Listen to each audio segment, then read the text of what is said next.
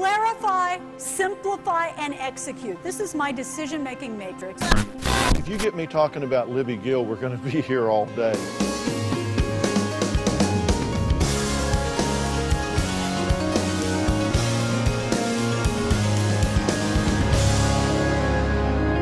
Libbygill is one of those people who gets it.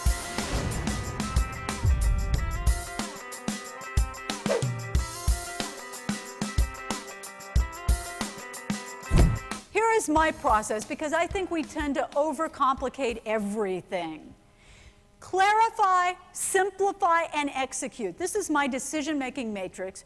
You plug in the relevant data. You clarify the vision. What is it we are trying to accomplish? You simplify the path. Let's make it clear and simple and take all the extraneous out of the way.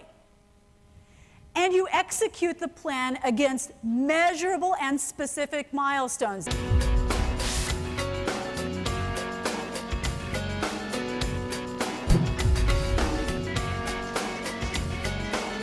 After what Daily Variety would call a brief stint as an actress, I decided it was time to go behind the camera, behind the scenes, and work on the corporate side of entertainment, which turned out to be a much better fit for me, and where my leadership skills, my ability to command a room, to lead with vision, to articulate a mission to others, to combine the strategy with the execution, which to me is the art of leadership. Those were skills that found a much better place in that world. So that's what I want to talk about today. Some of the skills that you were hearing before about the strategy, the way that you can create a culture of leadership, because honestly, it's no longer with the kind of things your industry and the country, in fact, the world has gone through. It's not enough anymore to just bring out the leadership in yourself. If you are not creating leaders at all levels of your organization, you're just not fulfilling the obligation of the role. It's not what's in the job description, it's what's not in the description that defines you as a leader. So here's what we're going to talk about today. We're going to talk about some strategies so that you can create that culture of bold leadership around you. First, by developing your own leadership DNA, who you are, sort of the who of leadership. Secondly, by a process, the how of leadership. And this is a process that I teach, I've taught across the country, in clarifying, simplifying, and executing a bold vision for success, however you define that success. And then finally, pursuing a radical sense of purpose, of having a real definition for what matters to you, to your constituents, to your customers, your clients, your consumers, but also within your community, your organization, even your own family. So those are the areas I want to touch on today. And first, there's an old saying, you may have heard this before, if you're a leader, if you're leading and no one's following, maybe you're just taking a walk. So what you don't want to be is one of those leaders who looks around and discovers there's nobody back there.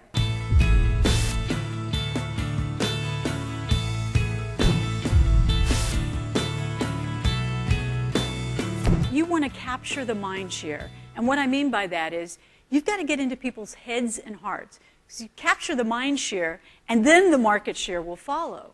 And capturing the mind share has to do with being able to articulate the value, knowing exactly what you bring to the table, being able to pre-sell your ideas, and most of all, having your own personal brand. What do you stand for? What are you known for? What do people assume is going to happen if you bring an idea to the table? And a brand, I do a lot of brand work, and people think it's so mystical, and well, you all know, because most of you are marketers, but a brand is simply the articulation of value. It's how you articulate unique, authentic value across multiple platforms. And then, of course, the accountability part is delivering on that value. You can say it in all sorts of fun and fancy ways with graphic expressions, with words, with sales conversations, not with pitch books, obviously, anymore, but in all these other ways that you want to do it, but then you must deliver upon it.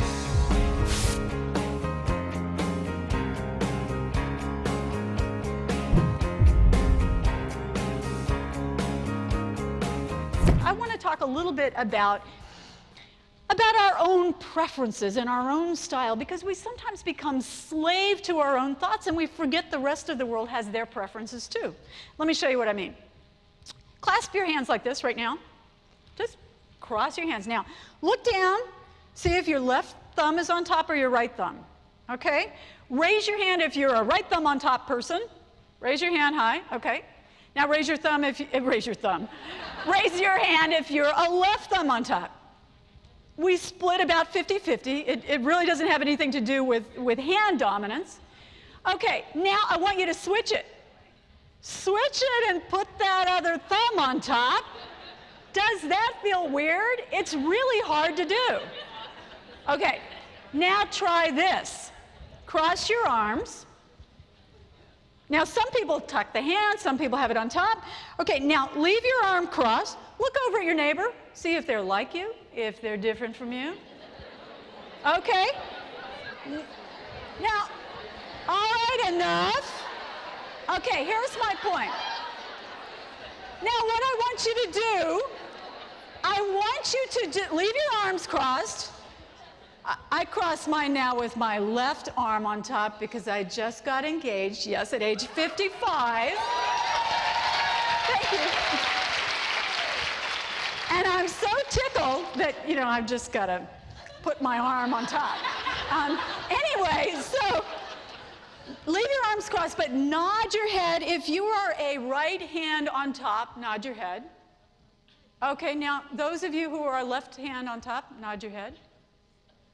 Okay, now here's what's really interesting. Those of you with the left arm on top, congratulations, because you have the gene for leadership ability. You have a very strong connection. Those of you with the right arm, I'm sorry. I'm sorry, there are many other things you can't know. I made that up, of course. Okay. You're scientists. I can't outsmart you. All right. These are preferences. These are preferences that we choose early in life, and they just don't waver too much. But my point is, you're all great leaders, definitely. My point is that our preferences are so strong. We become so wedded to them, it's difficult to change. And the interesting thing is everybody else's preferences are just that strong, and they're just as resistant to change. They don't want to switch it around either. And to be a leader, you've got to recognize that you've got a room full of people with different strengths, weaknesses, preferences that you've got to meld together into that gumbo.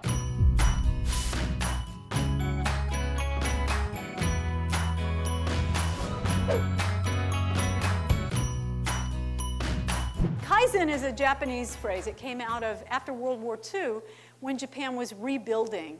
And Kai means to change, and Zen is the word that we know, Zen for the good. So you put that together, and it's incremental change for the good. And on the factory floor rooms and in offices, because they were rebuilding really a decimated country, this philosophy grew up that you must not only do better every day, but you are entrusted, you are encouraged, expected to bring those changes into the workplace and share them with others.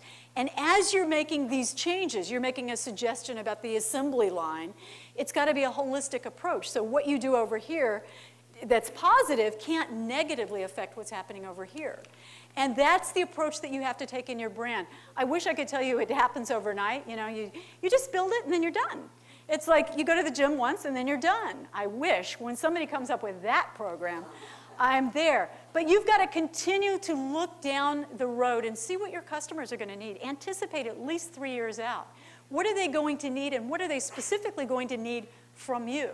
And then the most important thing you can do is, and you've heard the under-promise and over-deliver. I always think in terms of give them 10 times the value. If they're expecting this, give them 10 times more. Blow their minds with how much value. And this doesn't mean that you can't give free stuff away. I give free stuff away all the time. But as you are giving products, services, you want to give so much value that it's a no-brainer to keep coming back to learn from you, because they get that you are sincerely invested in their process.